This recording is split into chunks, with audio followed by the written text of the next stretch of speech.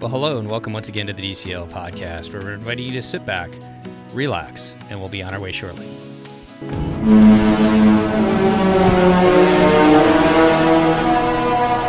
Well, welcome back to the DCL Podcast, your podcast to cruise a little smarter. I'm your host, Lake, and I am joined by my co-host, Christy. Christy, how are you today? Hi, I'm good. How are you? I am good. Excited for this episode because we get to talk about one of your sailings. Yes, I'm excited as well, but we're not alone. We are not alone because you did not sail alone.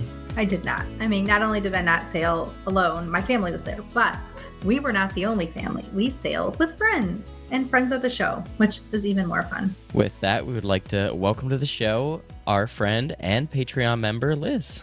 Liz, how are we today? We are good. How are you? Doing pretty good.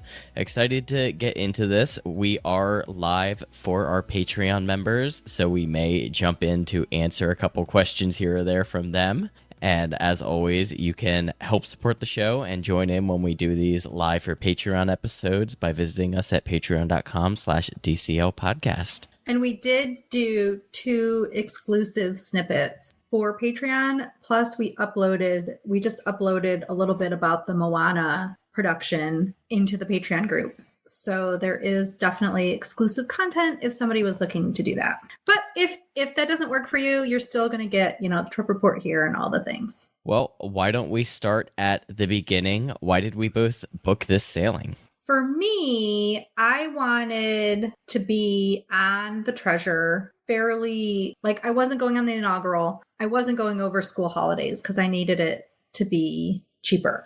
But MLK Day had one less day where the kids had to go to school. So I picked that one because I could get a decent price and have one less day that he'd miss school, but it wasn't a school break pricing situation. Yeah, really similar for me. I needed it to be a little bit more affordable because, it's me, my husband, my 2 kids. So family of 4. I know Christy was going in January. I was like, we've never sailed in January, but the prices are right. And everything we had seen about the Treasure up until then, I was like, okay, this is going to be a really cool ship. I really want to see this. I don't want to be on the inaugural because that was probably $1 billion that we couldn't do. So it was.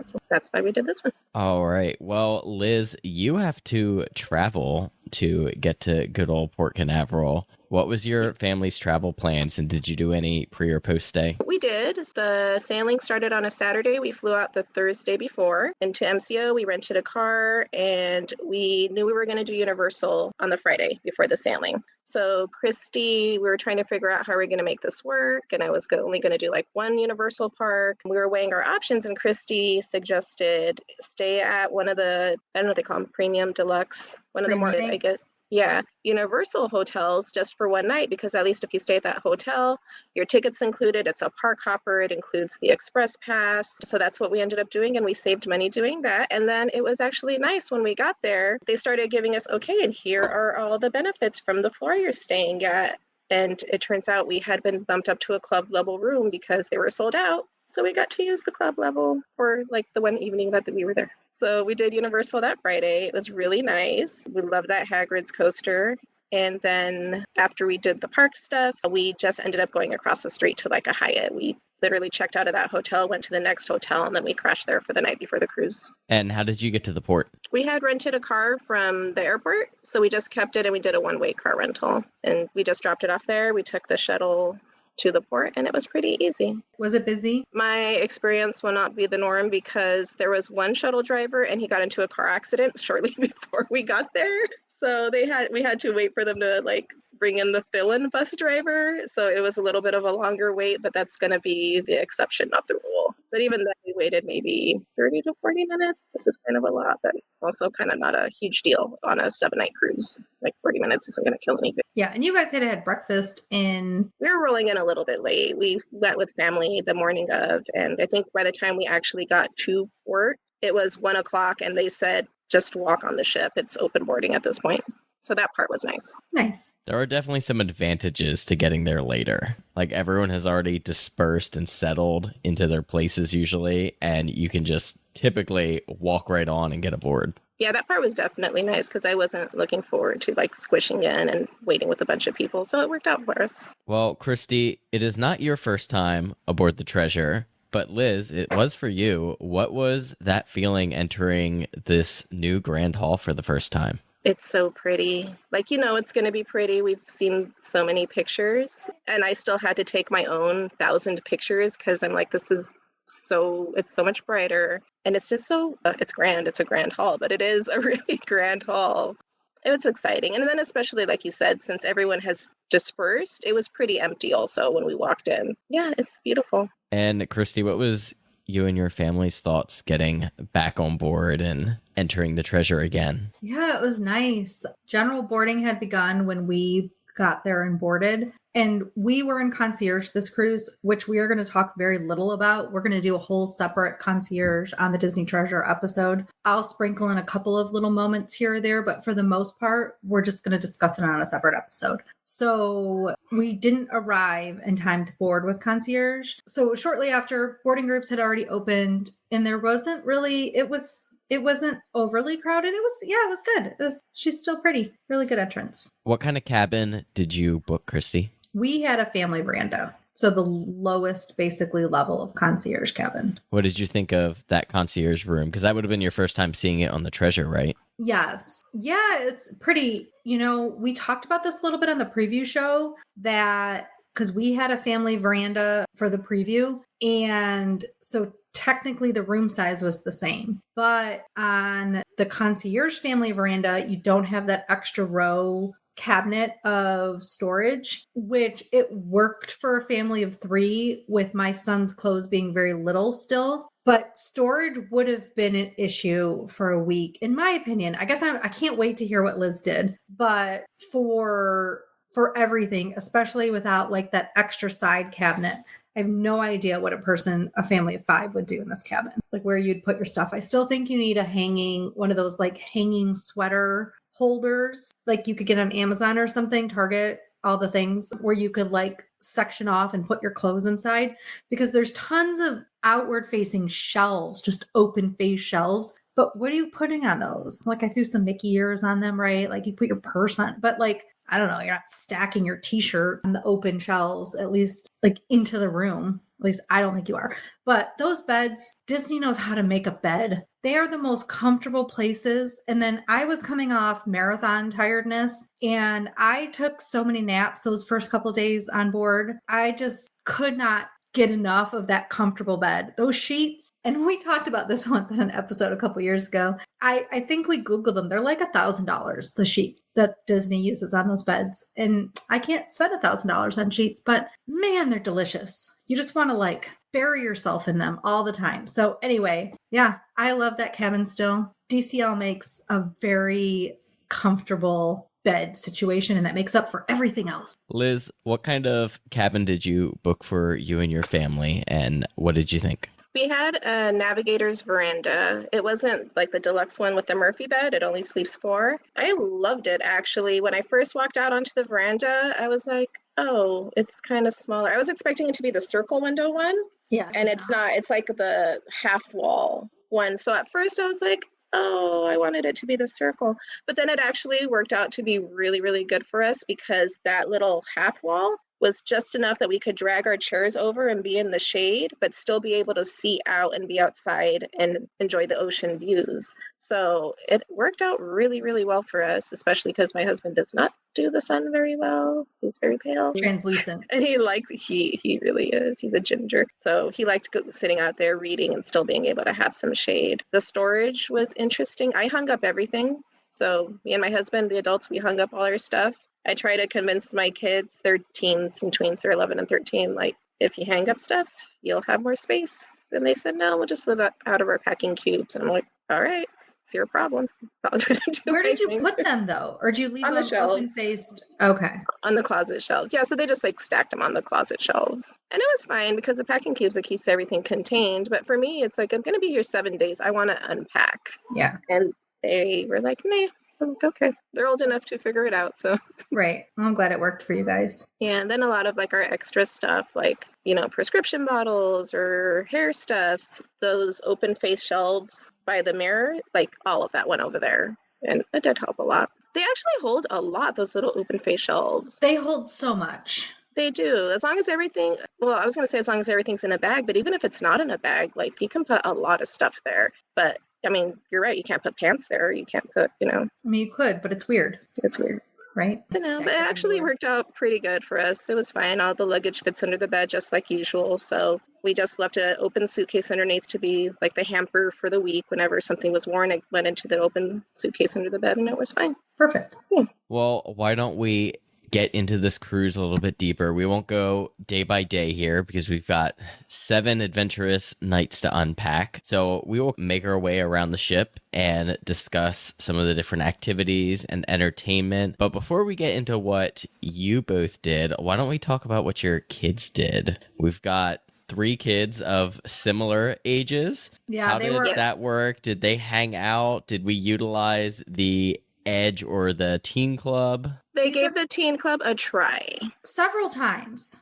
I was actually surprised that my younger son, that he didn't do the Edge as much because it's a lot of video games and that's his thing. He loves video games. But I think for my kids, they were a little bit on the shyer side. So they weren't about to like just jump into an ongoing group activity. And I think Christy's kid will agree that I feel like on this particular sailing, the counselors were friendly, but not exactly trying to get the kids to engage. Yeah, and you went to the icebreaker, right? Mine didn't, but yours did. And it seemed to break any ice. Yeah, my daughter, she said she made a friend, but they didn't like follow up to make plans or anything. My daughter would go, like she was a little bit more willing to go. My son was like, nope, I want to play on my phone, which I wasn't always okay with.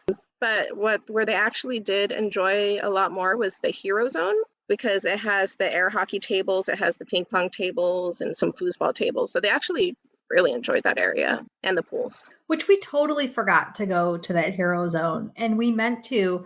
And actually, so the kids were together some, and they did some stuff together. But I think all of our children were a bit tired also coming into this cruise, and everybody, especially the few days, needed some downtime and stuff. And that maybe already had created then a moment of them playing independently in the room a little too much, because both sets of kids did that quite a bit. And I think more than they would have.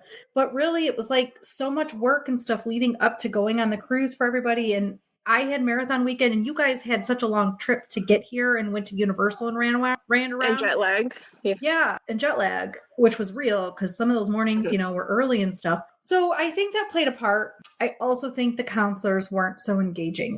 Blake was like, they were fine, but they wouldn't talk to you and try to get you. Like there's a foosball play table in Edge that on the preview cruise, the counselors played with my son, and they didn't do that at all on this one. So yeah. So I think there's some room for improvement there. Yeah.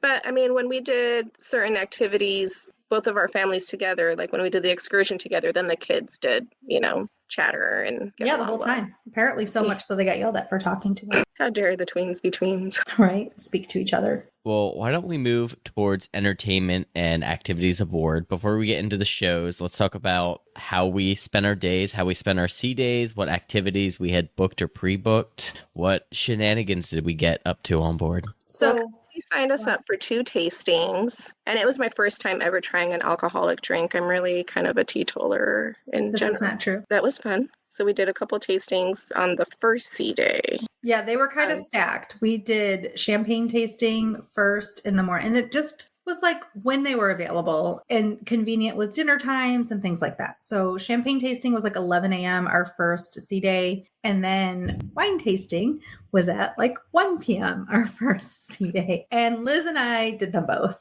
Our husbands did that. With food in between. Yeah. Good quality bowl lunch in the middle. Yeah, I thought those were great. And those were your first time doing both of those, right, Liz? Yeah, I've done like the martini tasting and the mixology and those kind of drinks. But since usually I cruise with my husband, who I've mentioned on Snips before, he's allergic to wine and sulfites, which is in both champagne and wine. So if I wanted to do those before, I'd have to go by myself, and I'd rather go do something with him, do like a different tasting that he can enjoy too. So that was nice. It was nice having real time. Yeah, so that was fun. I will note that on all of the other ships at the wine tasting, there is a stem to stern, right? Is that what it is? Pin, like yeah. pin that we did not get. They had not received it. It's very sad. I actually, Lake made fun of me because I was complaining about it before the show, but I wanted that pin to go on my unique DCL pin board. So anyway, we didn't get the pin, but both tastings were very, very good. The guy was very knowledgeable. It was entertaining. It was nice. I forget what we did after that. I think we just relaxed. Took a giant nap. You napped. That was either I think that was the long nap day where I napped for like a couple of hours. It was, or hour and a half at least. It was delightful. It was so fun. So yeah. And then the next sea day, I also took a nap. I took so many naps this trip, you guys. I'm so excited. I had like 3 days of naps, which I feel like I haven't had in a while, a good quality nap time. So yeah, I napped. There is nothing wrong with choosing your own adventure and choosing nothing when you're on a cruise. Also, Katie and I have made that mistake of stacking the drink tastings, and we did tequila tasting one time and had stem to stern like an hour after, and we looked at each other like, we're in danger. Yeah. We're like running up to the top to get chicken tenders and fries before our next one. It's pretty much what we did. I mean, I think I got a taco bowl, but yeah, you did. And we got fries. We're like, we need a carb layer. We did have a fry appetizer in there too. It was definitely those beginning, because it starts with 2 sea days at the beginning, and then we had a sea day towards the end of the cruise. And in Tortola, nobody did a whole lot, so that was almost a sea day. And it was really nice to just take some time to like veg out and spend a little time on the ship. We tried to do some trivias. I think we went to one successfully in the beginning of the cruise. They were very full, very sold out. We also had super questionable weather in the beginning, like rainy and windy and cold. So we had to get further out to sea to finally get some good weather. So I feel like the first sea day, and I could be wrong, but I'm pretty sure it was like an indoor day. Mostly. It was nicer because we swam that first day. Oh, you did? We went swimming, yeah. Because my kid wanted to go on the Aqua Mouse. We never got to see the new show. I know it was playing, but we were always seemed to be the days that it was the Wish show, which is fine. It's still fun. Every other day. Blake and Dave did go, and then the house was definitely closed a couple of times. I know that Liz wanted to go with her kids too, that it was closed at. Yeah. So, but yeah, the weather was kind of off and on throughout the day. Yeah. What else did you guys do during the days? I won at trivia. Yay. Oh, yeah. You won by yourself, basically. My husband helped for a couple of questions. He helped with like the sports question. I didn't know. Because I was probably napping at that time. You were probably napping. I think we had sent the kids to Edge, and we were like, okay, we're going to do something. And we just kind of stumbled upon, but that was like a weird trivia where it was not full at all. There was only like maybe 6 other tables participating. So that's probably also why I did well at that one, because there wasn't as much competition as, when we stumbled across Disney songs trivia, and people were literally sitting on the floor in rows because it was so crowded. And it was Disney Parks 1 or something trivia that we went to go to. You couldn't even get a spot on the floor to sit. Like, that was like 15 minutes before it started, or 20 minutes before. The first day, there was no evening entertainment. I don't believe.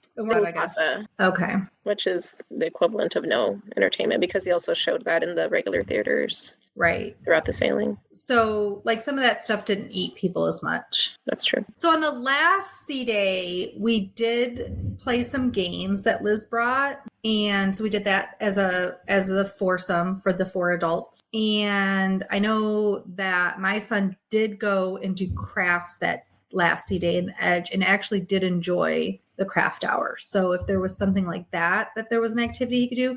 There was also some sort of scavenger hunt thing, and he did that, and it was really good too. I think that was the same day my kids also went, and I don't think they did the craft, but they said they were having a video game tournament and they were watching the people in the video game tournament. Yeah, because occasionally we'd force them to leave the room and go and do some of this other stuff. So then Tortola, what did you do, Liz, in Tortola? I guess we can get into the ports really quick. So for Tortola, I didn't really have a plan. I know the baths are the big thing to do, but I was like, that's kind of far. It's going to be another beach day. And I was figuring we're going to have a beach day for St. Thomas and for Castaway. So I'm like, I don't think I want 3 beach days in a row. We ended up walking to the botanical gardens because that was something that I had seen in, the Google search of what is there to do in Tortola. And they're like, there's botanical gardens. I'm like, great. And it was only per Google Maps, it was a 20-minute walk. And I'm like, I can do a 20-minute walk. Maybe it wasn't the best 20-minute walk.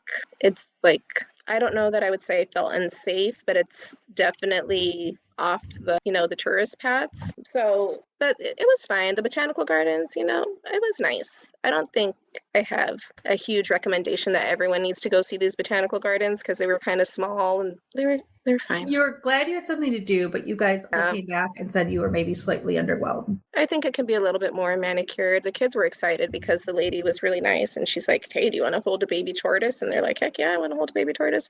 And then that's all they were like really excited about, that they got to hold a baby tortoise, which, you know what, if they're happy, I'm happy. Yeah, that's awesome. So, yeah, we saw baby chicks and like the little lizards that were all running around. I mean, yeah, but it was definitely kind of a warmer walk in a little bit sketchier area. Held a baby tortoise and it wasn't the greatest day of your life? I didn't get to hold it. My kids got to hold it. I probably could have, but in the back of my mind, I'm like, I'm going to get salmonella if I touch this baby tortoise. I'm not going to touch the baby tortoise. That baby. Who knew Lake was such a baby tortoise? I love a tortoise and a turtle. Well, then you need to walk 20 minutes in Tortola, the botanical gardens. Take my wallet.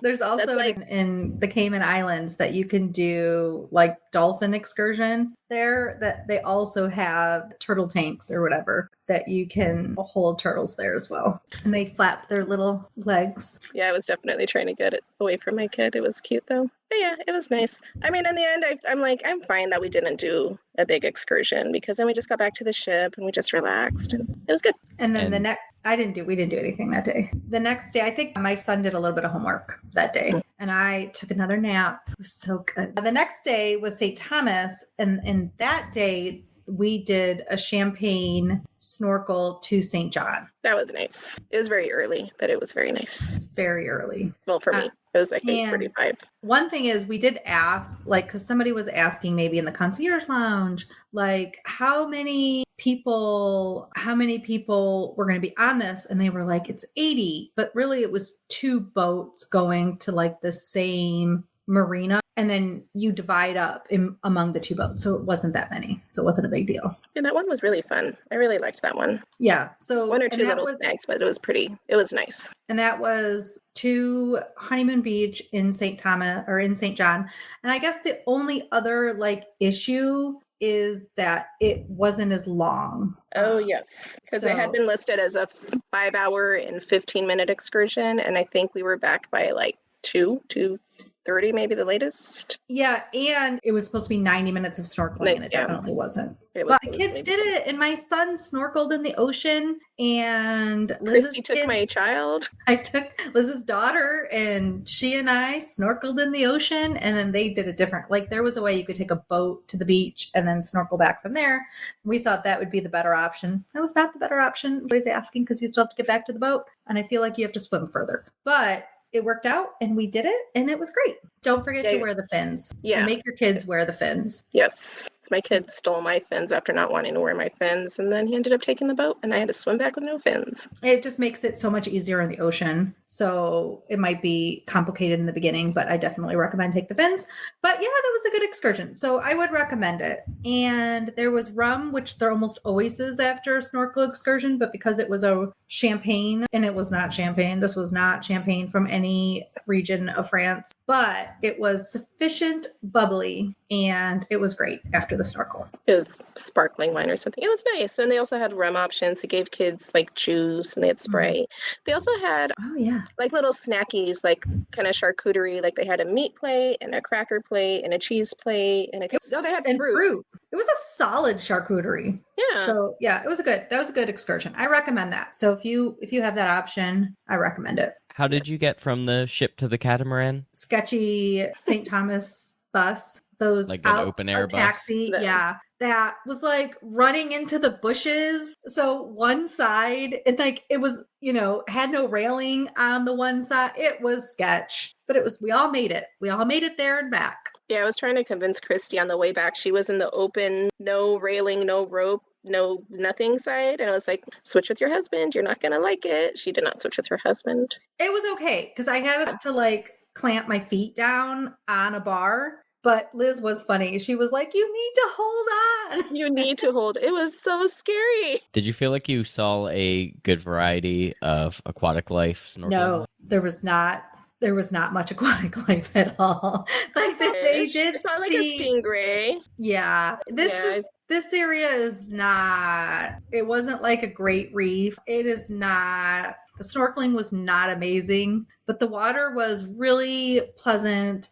It wasn't too wavy, so it made it easy. My husband and son did see a turtle swimming by with a fish on its back, so that was fun for them. There were some fish, but and especially swimming from the beach back to the boat and like not going out towards wherever the other parts of the reef were, which there wasn't really a reef, but whatever rocks were out there wasn't very much to see at all. And I wonder if maybe that's why they cut our 90 minutes short, because there wasn't so much out there. But I mean, I saw a good amount of fish. I did not see the turtle, I'm sad. And the sand was beautiful. The sand was so nice and soft there. You know, maybe the weather was going to turn too. Wasn't it? The weather was going to get sketchy at some point along the way, but then it went away. But I feel like maybe that was a concern. But I don't know. They didn't really tell us also why. Anything else from either of your two port stops? Nope. No. Tortola was rainy, off non-rainy, and blazing hot. But we got good weather in St. Thomas, I think. Well, we do have one more stop. We have Castaway. How was your Castaway day? The weather, the poor weather at Castaway was really bad. Like, you should have seen these trees blowing in the wind and everybody's everything. Like, I think I tried to take a video of something and it just went sideways. Like, whatever fabric or whatever you had just blew away in the wind. It was incredibly windy and chilly in the beginning. It did, like maybe after lunch or around lunchtime, get warmer. But it was like downright cold in the morning. Yeah, but then after lunch, it started raining. Oh, yeah. It was not a good weather day, which brought everybody inside. Everyone came inside. I did my first 5K lake. Oh, yeah. Thank you. Yay. I did the Castaway Bay. And forgot to say this, in St. Thomas, on that catamaran, I kicked the heck out of a metal panel. And I found out today I had broken my toe a little bit. She literally broke her toe. My toe. So I did the 5K with a broken toe.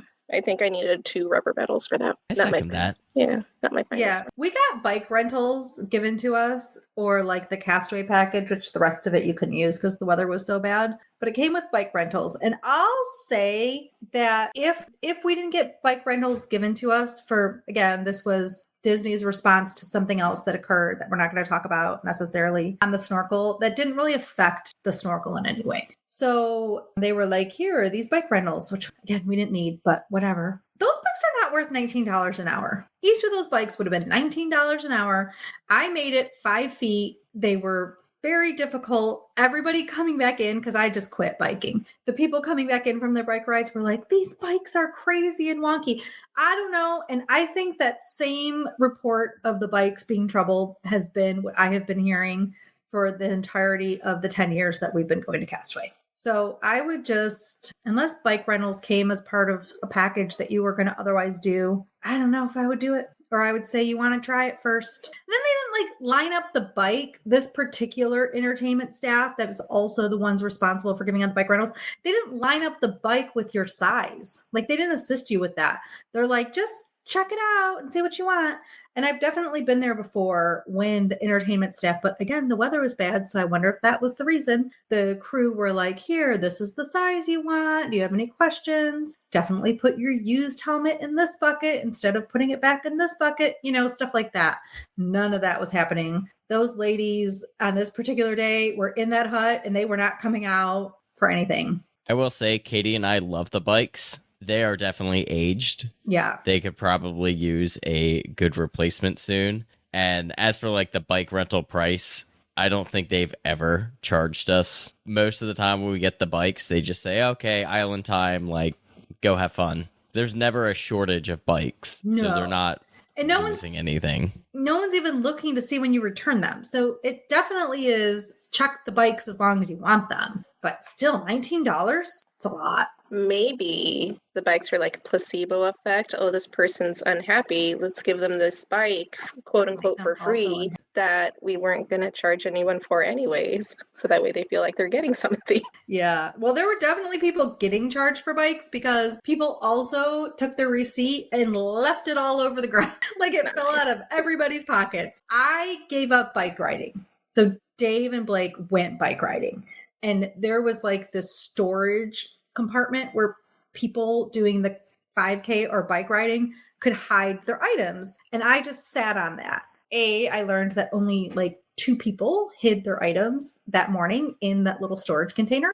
And that B, everybody lets their receipts fly free because there were receipts all over the ground. That was it. It was fun. I talked to people. I had a good time. I didn't bike ride though. And then we all went back. None of us ate on the island. I mean, you have all that like food fair food. That's so good. Festival of Foods. I don't know why they don't just rename it Food Fair. Definitely a ton of great options on board the Treasure. Why don't we turn it towards dining? Before we get into rotational dining, you already talked about Festival of Foods. Was there any other dining that you enjoyed on board? Did we take advantage of Marceline Market? What did we think of those options? Yeah, I only went to Marceline Market for breakfast, and I feel like that's always solid. I never even walked through it, to be honest, because I don't walk through to get my breakfast. I just order it from a head server, and I always sit at like the tables almost at the furthest, like the non-walk-in tables. So it was crowded a bit.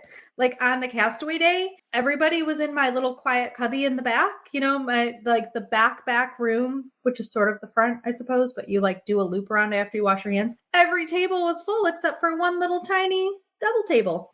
Like our little secret spot was taken by others. But Festival of Foods, delicious as always. I ate taco bowl every day for lunch. Except for once. Well, twice, technically. And once, well, I'll talk about where I ate the one time. Another time, though, I thought of you, Lake, because I ate chicken tendies. Nothing wrong with that. Right, which are so good. Liz, what'd you guys do for food during the day? I think there was once or twice that my husband went to Marceline for lunch because, you know, he's the mostly normal one that can eat all that stuff. And he liked it. And I think my son went also. For me and my daughter, it was a lot of the Donald's Cantina. And I actually really enjoyed the barbecue again. It was good on the Wish. It's still good on the Treasure. I think my brisket good. Barbecue a lot. Like a lot in terms of I would be eating my taco bowl and Donald's bowl and you would eat, barbecue. The barbecue. That brisket was good. We did get a few bowls. My daughter loved the burritos. Like she ate a burrito every day for lunch almost. And then for the second half of the trip, she ate pizza every day for dinner in the dining room. So she's I guess she just fell into that habit. She's like, I like it. Why not? I understand. Yep. My son ate pizza every day, sometimes with French fries, but pizza every day for lunch. And then he ate spaghetti every day for dinner. And then there was one day that we did, well, if you want to discuss the rotational dining, there was one day that we skipped the pirate night and we had room service. So that was nice. But you had a little bit of a problem with that. Do you want to talk about that for a minute? Sure. Okay. So I know we've said this ad nauseum probably. I have allergies. I'm allergic to like 6 of the top 8. So everything takes a little bit longer and stuff. So for pirate night, we were like, you know what? I'm not feeling the pirate night menu. We're kind of tired of sitting, waiting for a long time in the dining room, which, most of the time I don't mind, but I wasn't going to be in the mood for it for pirate night. And my husband loves the chicken wings from room service. So we're like, let's do that. That way we can just relax. And my servers, I love my servers. She was a sweetheart because she was a sweetheart. And the head server, they said, oh, you're missing the dinner? And I was like, yeah, like it's fine. And they're like, well, you can take stuff to go if you like. You can just do the pre-order with us and no problem. You can just take it back to your room. It's no problem. And we're like, well, no, it's fine. And they're like, no, it'll be fine. It'll be fine. And then my son ended up wanting something off the main menu. So we're like, okay, fine. So we ordered my son's dinner, which no allergies. And then we ordered 3 allergy desserts. So great. So we go there the next day. We said we're picking up our pre-order. They make us go sit at our table. And it took 40 minutes for our pre-ordered to-go food to come out. And it was I don't want to say too much negative stuff about the team because I know it's hard to accommodate allergies, but why offer it if it's still going to be a huge hassle? Because now I've spent 40 minutes in the dining room that I did not want to spend any time in because you guys were pushing this as an easy option. Right. So that was a little bit annoying. That was kind of like my big thorn about dining other than my husband's allergy issues. But that was kind of a downer for us. And then the desserts came out first, and they said, here's your desserts. And I said, okay, what about my son's food? And they're like, oh, let me check on that for you.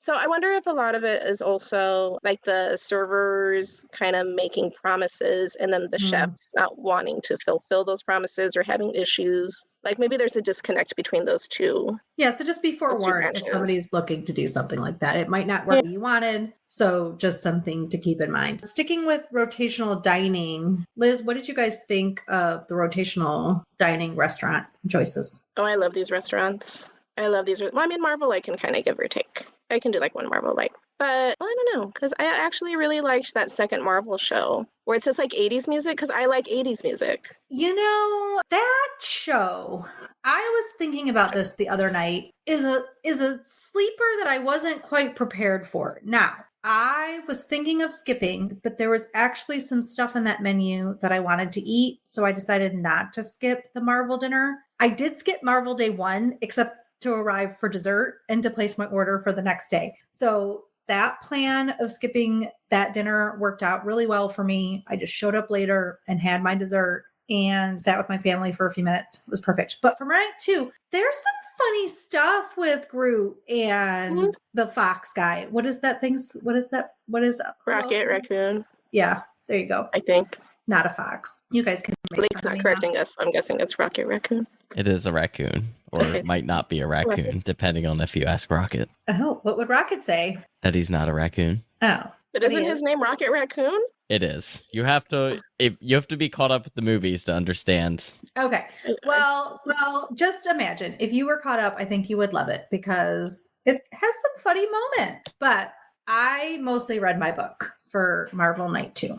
Did not watch those shows. Coco, my son still loves. We had a really nice table next to the stage. I will say that I looked around the stage and a lot of the families during our rotation were in concierge that were around the stage. So more than half of the closest tables were families in concierge. And so just know that going in, that if you say you want a table very close, you may or may not get one because they're filled with people that aren't even necessarily requesting them, but that are getting them. So the Coco show was really good. Liz, where were your tables? Like, were you by this? Where were you? So there's a center stage, and then there's like a little cluster of tables, which is, right in the middle. And then there's a walkway, and we're the first table on the other side of the walkway. And actually worked fine for us. So stage, tables, walkway, and then we were the first table on the other side. But yeah, the tables that were past us were going against the wall. So it worked for us because we could see the stage. I loved the music. Yeah. And what I do appreciate is that it was, I don't remember if it's like this on Arendelle, but they would play a couple songs and then there's a break and then you can, talk to your family or chit chat or whatever. And then they play a few more songs. Because I was kind of worried that it was just going to be nonstop songs, which I speak Spanish. I like all the songs that they're playing or most of the songs, but I want to also be able to have a chance to talk to my family and stuff. So yeah, I appreciated that there were breaks in between the songs and it wasn't just loud the entire time. Because I think someone on the Facebook group was asking how loud are the dinner shows and stuff like that. And I didn't mind it, but it sounds like it's louder if you're right by the stage. It's definitely louder, but the performers were really good and engaging, and that sort of made it, a little extra special. But it is louder, but then you can see other facial expressions, and so that's nice. Just to note, if you are gluten-free right now on a Disney ship, the corn chip situation is in uncertainty land. Nobody knows what is happening. It's a corn chip, so it should be gluten-free, and it's on the menu as a gluten-free item, like guacamole with corn chips, with blue corn chips. And Liz was not served corn chips. And I was, because I asked our head waiter, like, what happened and why was I given corn chips a month ago? But now you're saying there aren't corn chips that are available. And why put it as a gluten-free option if you don't know if it's gluten-free? But the allergy menus on the Treasure are so good. And there are so many desserts that are gluten-free and that are amazing, or allergy safe, because there's many other allergies besides gluten. There are so many choices. So that is a huge plus. Yes. Because for me, I never got choices before. It was always, chef's choice, whatever the chef will decide, which has been fine, because as long as it's safe, 9 times out of 10, it's been good and I've enjoyed it. But the fact that I get a whole menu front and back and I can eat 90% of that menu and I get 4 allergy choices, that is pretty impressive to me. So overall, the dining for me was very, very positive. Like, yes, there were 1 or 2 snags in the road, but I think Disney still does allergies the best overall. Yeah, I agree. Bringing it back to the Coco restaurant and talking about the show specifically, this was, I think, the most hype of the restaurants on board. Do you both feel like talking about both days that the shows and the entertainment met those expectations or fell short? And did we feel that restaurant and the layout was an improvement over Arendelle? The layout, I think, was, because I think Christy had said before they moved some of the serving stations and stuff. So if there were any tables I couldn't see the stage, I didn't see them. I really enjoyed the show. Just the tables that would be behind the big tree. And there is a big tree on, I would say, both corners of the restaurant, like a little bit in. So there is probably some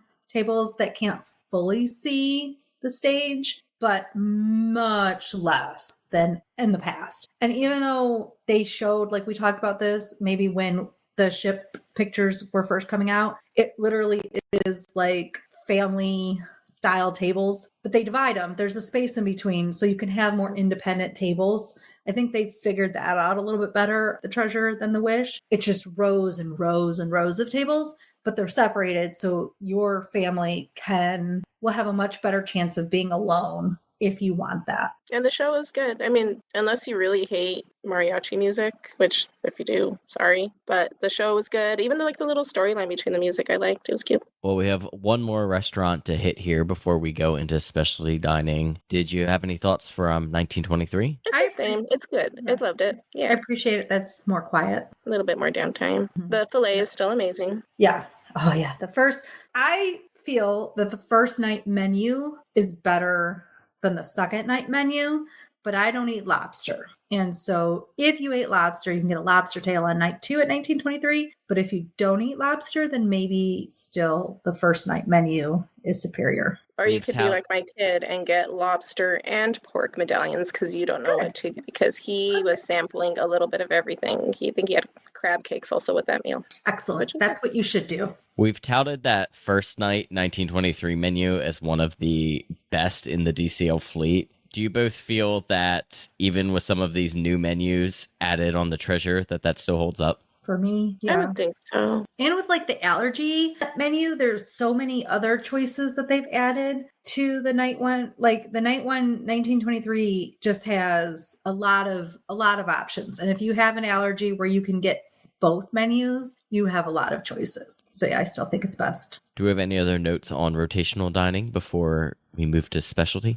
You know what? My one little note is that on my night 2, 1923, which was the last night of the cruise for us, I ordered the ratatouille, and regular ratatouille would have a puff pastry on it and of some sort, some kind of, I don't know, some sort of bready thing that I don't get to have. And everybody, the server, the head server, they came over multiple. Are you sure you like this?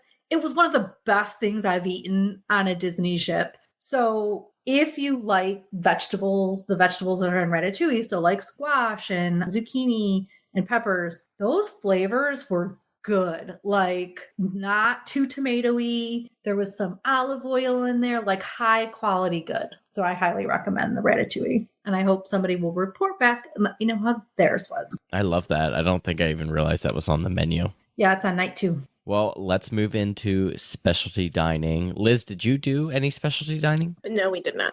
I know Christy did, but I did Christy, not do this is your show, and I know you've got some new things to talk about as well. Yeah, so we did Palo dinner, and that's not new, and it was good. And same old favorites. I did eat your meal because it was so good the last time. The Ossobuco? Yes. Well, that was the first time I had ordered it. And I had only ordered it because I knew people raved about it. And I was like, I always try to try some different things at Palo because, if you're going to try something new, it's a great place to do it because everything's good. It's so good. And that's why it's hard to try something new. And that meal that we had at Palo last year, where my stuff came out cold and there was just some stuff that I was like, but that ossobuco was so good and creamy and warm. And I was like, yeah, I want that. So I had that and it was just as good. It was so good. So I was really happy with it. I was so full that night. Everyone ate my meal that night. Yeah, probably because it was so good. It's such a huge portion too. That is a splittable meal for sure. So I might be like, if my husband would eat that more, it is not his favorite meal. He said it was good, but I don't even think this time he even tried mine. Delicious. But I went to Enchanté and we went for lunch. I went with my friend Rachel. We did not bring husbands. It was a very expensive meal. So we did each get 2 glasses of champagne. We did not do the pairing and we got very expensive glasses of champagne as our first champagne glass and then like normal price champagne for our second. And our bills were like $300 a person. So it's a very expensive meal. It was so good. So I don't eat seafood and I can't have gluten. It does limit some of the choices. And I let them know ahead of time. If you are not staying in concierge, you would just call Enchanté yourself or stop up there. Just let them know what your restrictions are so that they can prepare for you, right? Because you're paying a lot of money for these courses. And if you can't eat them, what is the point? There is either the 5-course menu or the 9-course tasting menu. He did recommend that we go with the 5-course menu. They said they could accommodate for both, but because I don't eat seafood, right, it limits things. I had so the choices were like the fish and meat like option or the vegetarian option, basically. And he said, you are mostly going to have the vegetarian option, but with like a meat course thrown in there. So I was like, okay. So I ate like this plate of leeks. It came with like a salad or soup to start. I don't know what this was in the soup. It was creamy, amazing butteriness, amazingness. I know there was like a macadamia nut, but I don't know what else was in that. And then I had like a plate of leeks with, again, more creamy, buttery sauce. I did post on Pack Your Pixie Dust on both Instagram and Facebook pictures with some descriptions of how the meal worked out for me. But they were able to accommodate. And that was my fear, right? That's a lot of money for a meal if I wouldn't be able to eat it. And Rachel had these huge scallops. Like if you ate scallops, go there for these, like there was a giant scallop and a littler scallop for one of her courses. But I just ate creamy, buttery food and I was not sad about it. I had one plate of just onions and it was like, there was at one point onions stuffed within an onion. I don't know how they made these onions so delicious. And so anyway, I was afraid, but I am so glad I did it. I feel like my dessert at the end wasn't as good. So and there was like a cheese course as well. They did sub out for my meat, like main course. I got to have a piece of Wagyu beef, which was so good. So that was really nice because again, I don't eat the seafood and there was something in the chicken, he said, which I'm glad because I saw the chicken, and chicken as a main dish is just weird, but I'm glad I got to have my subbed out food. But the dessert, I think, was the only thing that was slightly disappointing. And somebody had said that at Remy on the Wish, they actually got like a chocolate dessert, even gluten-free. But I got this like fruit tart thing. It was fine. And then they do these like little individual, like bite-sized desserts as well. And those were better than the fruit thing. But overall, I'm so glad I did it. I would definitely do it again with giving them notice that I was gluten-free and seafood-free by choice and seeing if they could accommodate. And I gave them the choice, right? Because I was super happy canceling and not going if they couldn't accommodate me, but they said they could. So I'm really glad I went. I would not go with my husband. He would not like anything.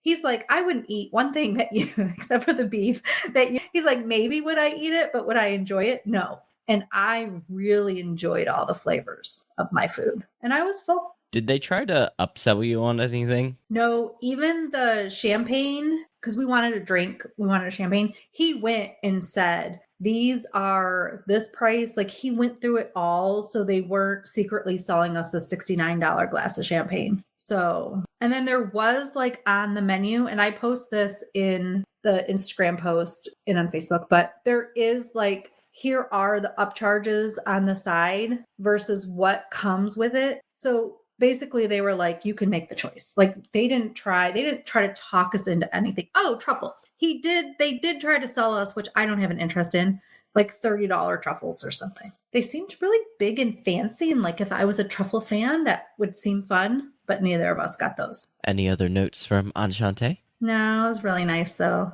That's the note. It was a lovely, lovely lunch. Sounds like a fantastic meal. And the lunch is the same menu as the dinner now, correct? It is. Somebody said it was a little bit cheaper, and I don't know if that was true. And then the only other difference, two differences, is one, we didn't get a rose at the end. So maybe it was a little cheaper.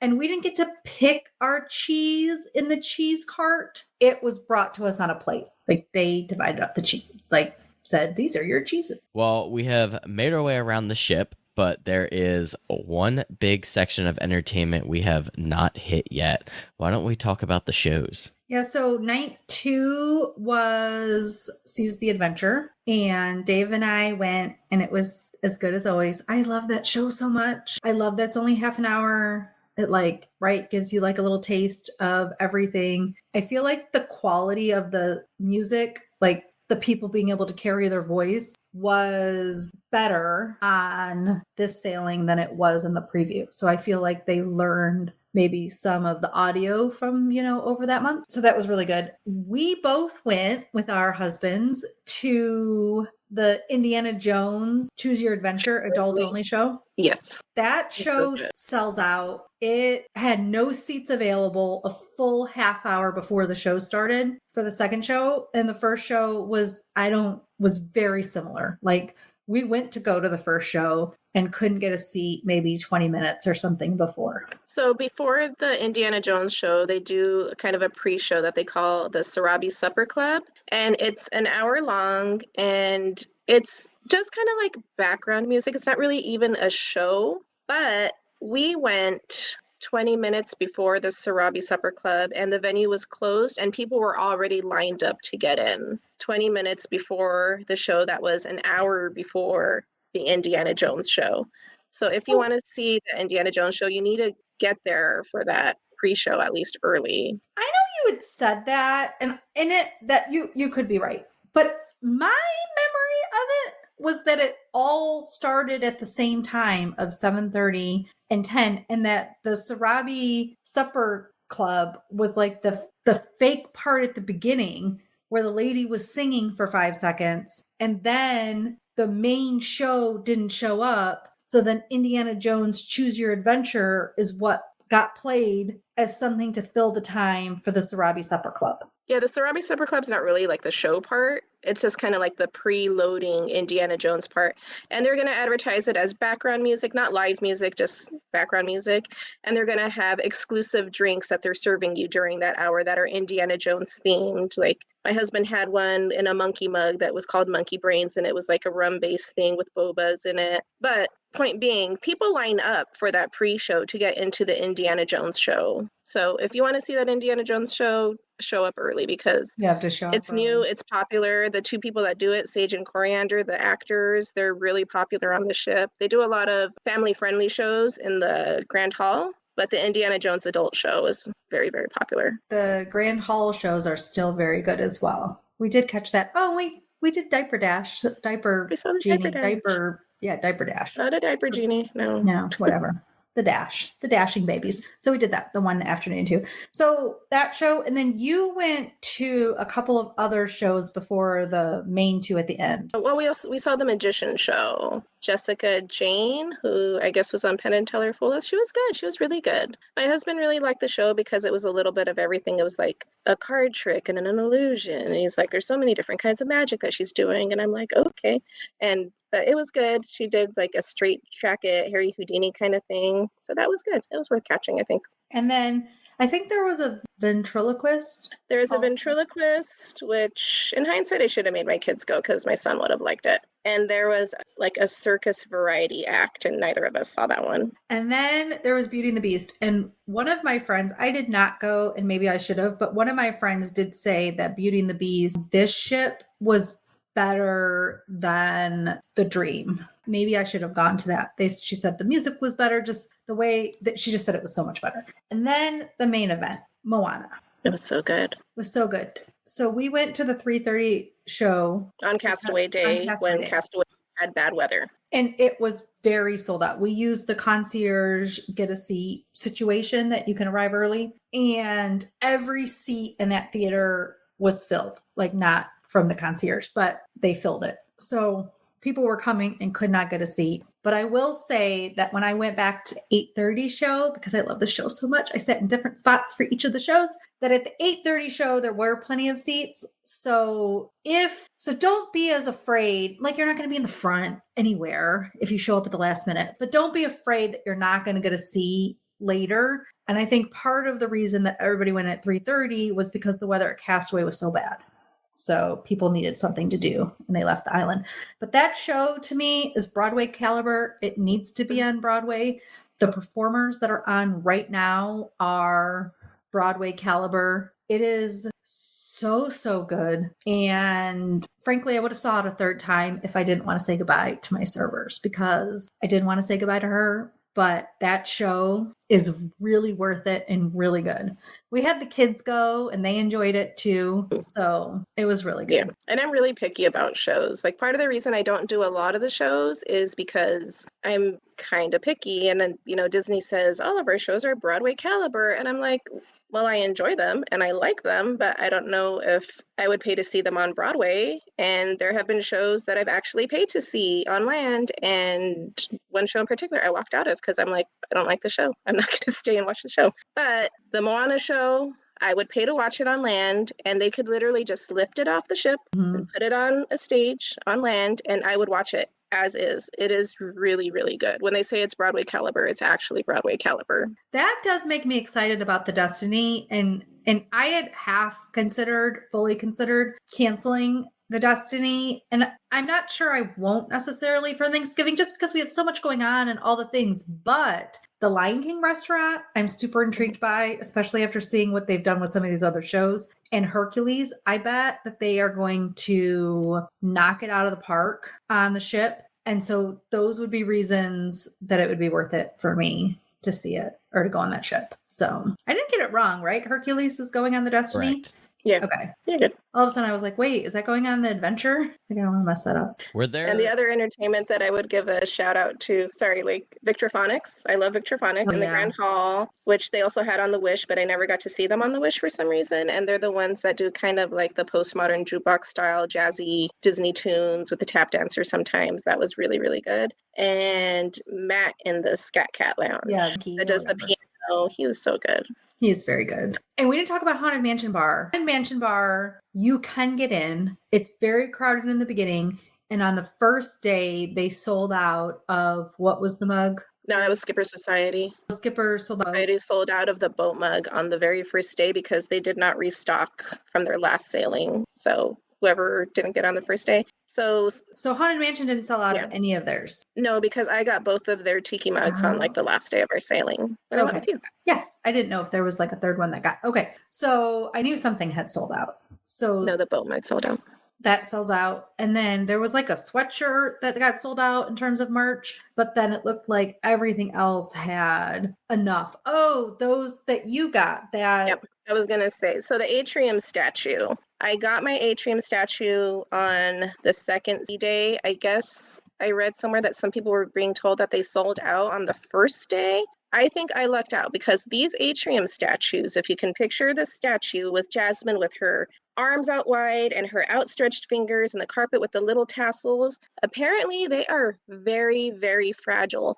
And the store had them, but they didn't have the box that they could go into. So they were like actively kind of discouraging people from buying them because they're fragile. And I was thinking, no, it's fine. I'll just, put some clothes around it. He brought out like 8 statues. 6 of them were damaged, at least, because the little fingers break off. The little tassels get broken off. Like, I don't know why these are not as sturdy as my other atrium statues. But he's like, if you put it in checked baggage, it's just going to break. So I lucked out with the 2 people that I asked in the store, because it was a manager and another employee. And the employee's like, well, let me find one, see if I can find a box in the back. So he found me a box, and it was literally labeled display because it was the box from the display statue that they had in the case. And after we had looked at so many atrium statues and, oh, well, this one's damaged, this one, her arm is broken. He's like, here. And he gave me the atrium statue from the display. So he made my day because they had already been, I guess, turning people away. And I was not aware of that until after the fact. But if you want an atrium statue, get it on the first day. They might sell out. Inspect that thing with the magnifying glass because the arms get wobbly, the little tassels. One of them, I guess the little plaque that says treasure on the front was bent. Just be really, really careful. Do not put it in your checked baggage. That is that one.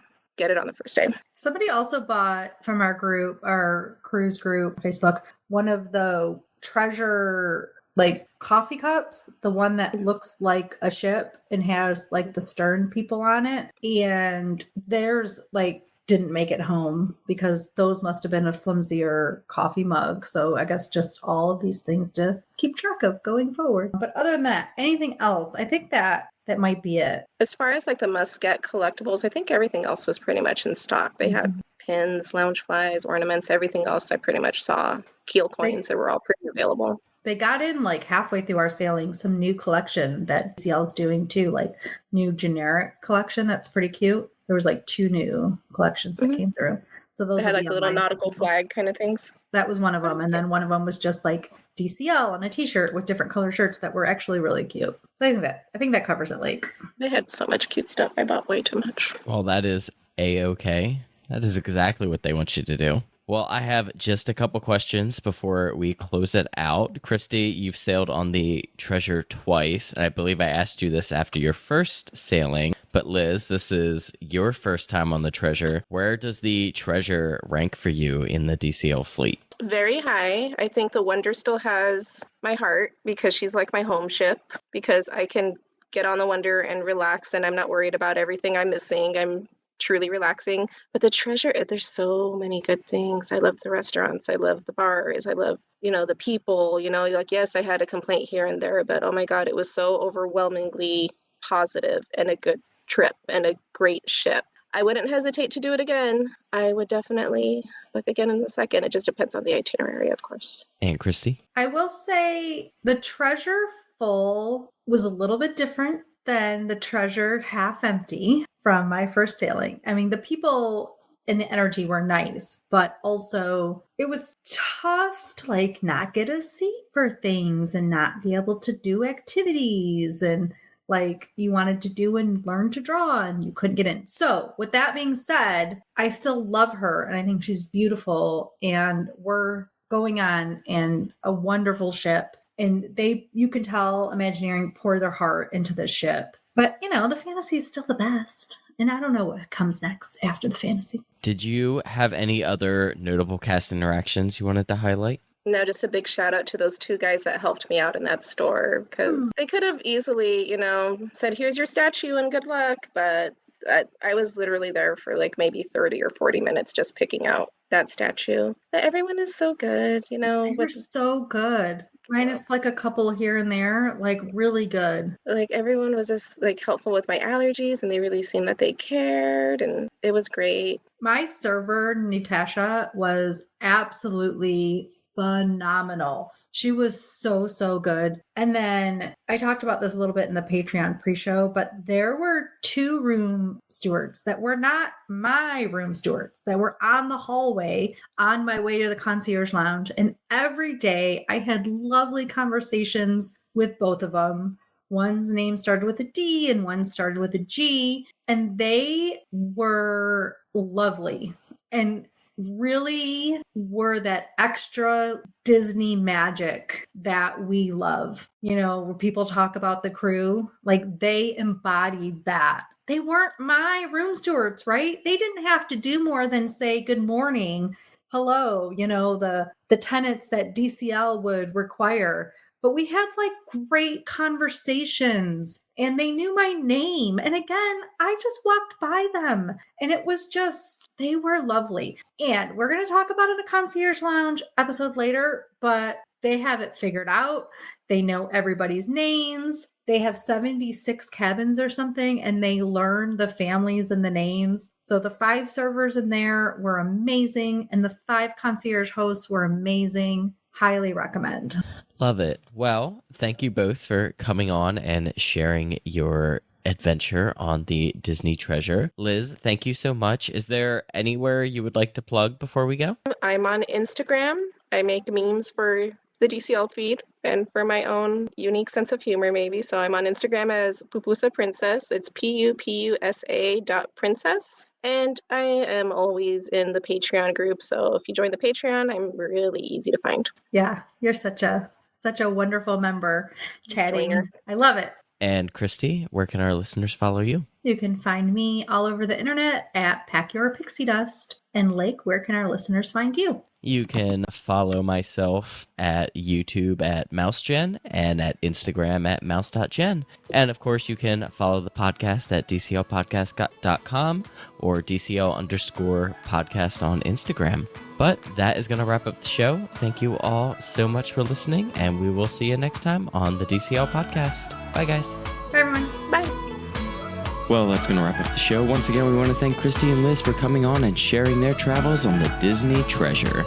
If you're enjoying the show, we greatly appreciate you leaving us a 5-star review on Apple Podcasts. We would also like to thank our Patreons who help make this show happen each and every week for us. You too can help support the show by visiting us at patreon.com/DCL Podcast.